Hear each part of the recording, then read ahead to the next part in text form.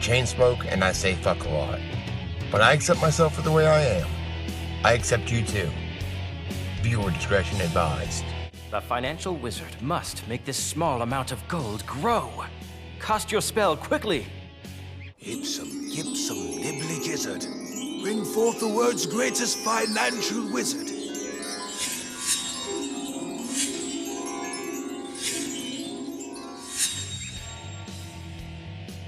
I don't think we're in the SMC headquarters anymore. C60 in oil is a powerful antioxidant that moves through the body like a magnet to attract and neutralize free radicals. Gotta get rid of those radicals. C60 can slow down aging and reduce cell damage. It can also improve the immune system and reduce inflammation naturally. Not bad. If you're interested, check out my link in the description. Nutty. I made a video not too long ago called The Secret Billionaires Club. I'll leave a link. On May 5, 2009, some of America's leading billionaires met in a private Manhattan home just a week before the annual meeting of the secretive Bilderbergers. Calling themselves the Good Club, attendees reportedly included Bill Gates, David Rockefeller Jr., Warren Buffett, George Soros, New York Mayor Michael Bloomberg, Ted Turner, and Oprah Winfrey. According to John Harlow of the Sunday Times, the group, while not going so far as to advocate active depopulation strategies, agreed with Gates that human overpopulation was a priority concern. Harlow said there was nothing as crude as a vote, but a consensus was reached that they would back a strategy in which population growth would be tackled as a potentially disastrous environmental, social, and industrial threat. Apparently, those with great wealth and power have decided to take overpopulation into their own hands. And I find it odd that Bill Gates is in the position that he's in now. The year after this, the Gates Foundation, along with Anthony Fauci and others, started the decade of vaccines. Rockefeller Foundation put out the white paper, Scenarios for the Future of Technology and International Development, aka LockStep. One of the things that has been missing from the toolkit of total control has been quarantines and curfews, right? Here's a document from the Rockefeller Foundation. Rockefeller Foundation right there. You can zoom in on that where my finger is. It's called Scenarios for the Future International Development, the Rockefeller Foundation. All right. It's called LockStep, a world of tighter top-down government control and more authoritarian leadership with limited innovation and growing citizen pushback. And then we hear about Soros funding all these prosecutors that are just releasing criminals to help destabilize. Progressive district attorneys are anti-police, pro-criminal, and overwhelmingly elected with George Soros' money, and they're a major cause of the violence we're seeing because they keep putting the violent criminals back on the street. I'm not sure we need to bring George Soros into this. I was going to say you get the last word, Speaker. He paid for it. I mean, why can't we discuss the fact that millions of dollars he spent? I agree with Melissa. George Soros doesn't need to be a part of this conversation. Okay. Fox and Ayala are the latest in a string of progressive prosecutors who all have one thing in common: backing from the liberal billionaire George Soros. Since 2015, Soros has funded 14 reform-focused candidates in local district attorney races, including primaries, across the country. 10 of them are now in office, and one, Larry Krasner, is standing for general election in the fall in Philadelphia after winning the Democratic primary in May. Soros' contributions flow through state-level PACs that all share the Safety and Justice moniker.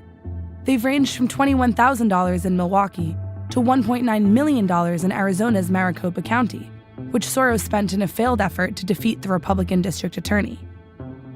All in all, Soros has spent $11.2 million on DA races.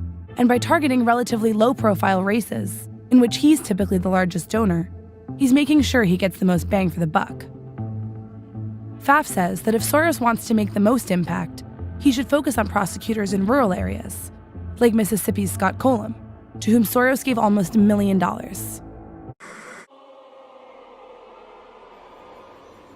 I know most of you have heard of the Franklin scandal. In John DeCamp's book, The Franklin Coverup, and the documentary Conspiracy of Silence. And if you have, you probably know this story, and it's disgusting. From the Franklin Coverup, Child Abuse, Satanism, and Murder in Nebraska. John DeCamp, 1992. The shutdown of Omaha, Nebraska's Franklin Community Federal Credit Union, raided by federal agencies in November of 1988, sent shockwaves all the way to D.C. $40 million was missing. The credit union's manager, Republican Party activist Lawrence E. Larry King Jr., behind whose rise to fame and riches stood powerful figures in Nebraska politics and business, and in the nation's capital. In the face of opposition from local and state law enforcement, from the FBI, and from the powerful Omaha World Herald newspaper, a special Franklin committee of the Nebraska legislature launched its own probe. What looked like a financial swindle soon exploded into a hideous tale of drugs, Iran-Contra money laundering, a nationwide child abuse ring, and ritual murder. 19 months later, the legislative committee's chief investigator died, suddenly and violently, like more than a dozen other people linked to the case. Author John DeCamp knows the Franklin scandal from the inside. In 1990, his, quote, DeCamp memo first publicly named the alleged high-ranking abusers. Using documentation never before made public, DeCamp lays bare not only the crimes, but the cover-up, a textbook case of how dangerous the corruption of institutions of government and press can be. During 16 years in office, former state senator John DeCamp was cited even by his enemies at the World Herald as one of the most effective legislators in Nebraska history.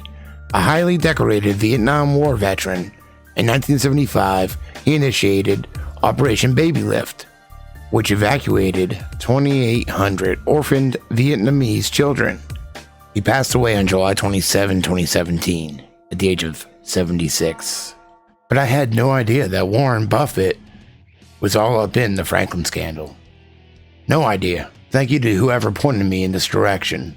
I couldn't find the comment, but thank you. I'm not going to go over the details of the story here. I'll spare you that. But if you don't know about it, I'll leave a link to Conspiracy of Silence and also a link to the book. But for now, I'm just going to read the parts that feature Warren Buffett. Forward. What do Ronald Reagan, President George Bush, Fanner CIA Director William E. Colby, Democratic presidential candidate Bob Kerrey, billionaire and second richest man in America, and now head of Salomon Brothers, Warren Buffett, and Ronald Roskins, the current administrator of the Agency of International Development, all have in common? I asked my close friend and advisor, William Colby, one day in 1991. I give up. Fanner, head of the CIA, Colby said.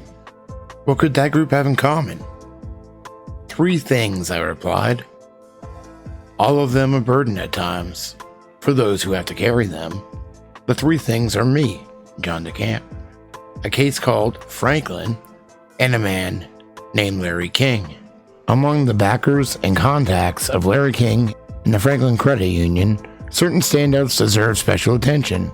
These are Harold Anderson and his World Herald, former state Game and Parks Commissioner Eugene Mahoney, Omaha multi-billionaire Warren Buffett, First Tier Bank, Union Pacific Railroad, the famous Boys Town Orphanage, and the Omaha Girls Club. One of King's earliest boosters was the wife of a man with an unrivaled reputation for shrewd investments, Warren E. Buffett, chairman of Berkshire Hathaway. Based in Omaha, Buffett is the second biggest stockholder in the Washington Post and a controlling power in ABC TV. In 1991, he acquired large blocks of stock in American Express and Wells Fargo Bank. When Salomon Brothers faltered in August of 91, the owner of 13% of its stock, Buffett, stepped in as interim chairman. With $4.4 billion to his name, Buffett is ranked by Fortune magazine as the 24th richest man in the world. In the United States, he is among the top 5. In Omaha, the Buffett mystique gains from the fact that there are 200-some Buffett millionaires who made their fortunes by investing through Buffett's Berkshire Hathaway. Buffett favors the multiplication of money, but not people. He contributes to groups advocating radical population reduction. His Warren Buffett Foundation lists hundreds of thousands of dollars in grants to negative population growth. The Association for Voluntary Sterilization, Planned Parenthood, the Population Council and Population Institute, the Sex Information and Education Council, and Federal American Immigration Reform. Negative population growth members, according to the group's literature, believe that a drastic reduction in total population size represents the only viable option consistent with human survival. Negative population growth, or NPG, wants the U.S. and then every country to enact programs to drop the U.S. and world populations to 1/2 its present levels within 90 to 100 years. Buffett contributes approximately 7% of NPG's total budget. Language about Buffett and his own abounds with references to his, quote, cult. A 1991 Washington Post write-up of his annual shareholders meeting quoted guests along those lines, quote, "It's like worshiping at the altar of the high priest of finance." He has a very large cultish following. Buffett himself called his management staff magicians, said Steve Forbes of Forbes magazine, talking to National Public Radio about Buffett.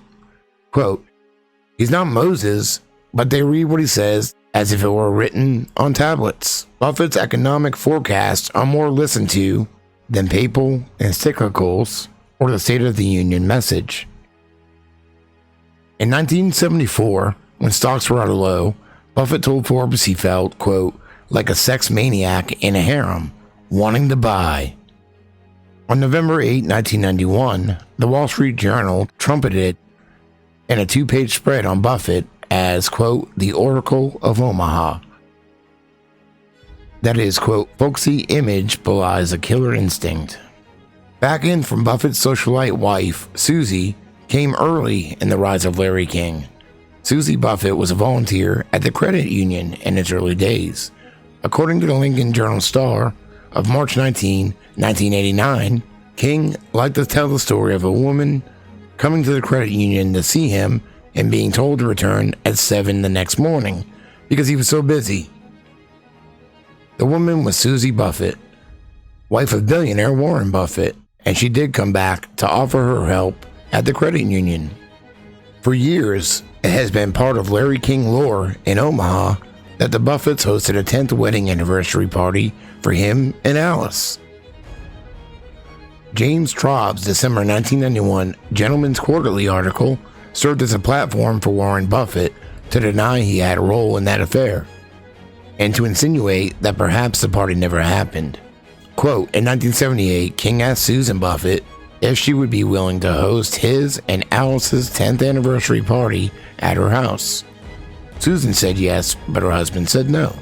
Paula Albert, a close researcher of the Franklin scandal, who has interviewed several people who attended the anniversary party, commented that the Buffett/Traub account was carefully worded. Buffett avoided an outright assertion that the party didn't take place. But, quote, "you'd be left with the thought that it never happened if you didn't know anything." Buffett told Traub, quote, "I knew that King was a phony. It was like he had a big sign on his head saying, 'Phony, phony, phony.'" These protestations prompt the question, why, if Buffett saw so clearly that Larry King was a fraud, he did not alert his friends at First Tier or the World Herald? Buffett is a director emeritus of one of the institutions that merged to become First Tier, and he served on the World Herald board. Larry King returned favors by hosting a fundraiser for Buffett's son, Howard, when Howard ran for Douglas County Commissioner. Warren Buffett may have done some more private socializing with Larry King, if a former Omaha City employee is correct in his report that when Larry King was crowned, quote, queen at the Max Gay Bar, Warren Buffett was his escort. "This is what his cousin Barbara Webb told me," said the source. She said the people, they were mad because Larry brought his son and his wife there. The Wall Street Journal feature reported that Warren and Susan Buffett had lived apart for 13 years, although they attend official functions together. Buffett shares his home with a companion named Astrid Menks, alternating his time between the two women, according to the journal. Buffett met Menks in 1977 when Susie brought her home from the nightclub where Menks was a waitress, the French Cafe. Buffett and King shared an interest in Boys Town. In 1972, Warren Buffett executed a maneuver around Boys Town, which is not fully understood to this day. His own Sun newspaper ran a series of articles that targeted Boys Town for having too large an endowment. The Sun wrote, quote, "Members of the board of directors of Father Flanagan's Boys Home generally seem little concerned that the institution has amassed a net worth of more than $200 million while going to the public twice a year with a plea of poverty. Of the cited $200 million, $175 million was a, quote, liquid endowment. Editor and Publisher magazine reported on March 30, 1985, quote, the Sun papers in 1973 became the first weeklies to win the Pulitzer Prize for an expose on Boys Town. The story idea originated with Buffett, who also participated in its development and wrote a section of it. I knew about the Franklin scandal, but I had no clue that Warren Buffett was involved.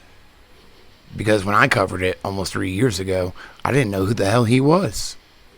But now I do. Fucking stoned.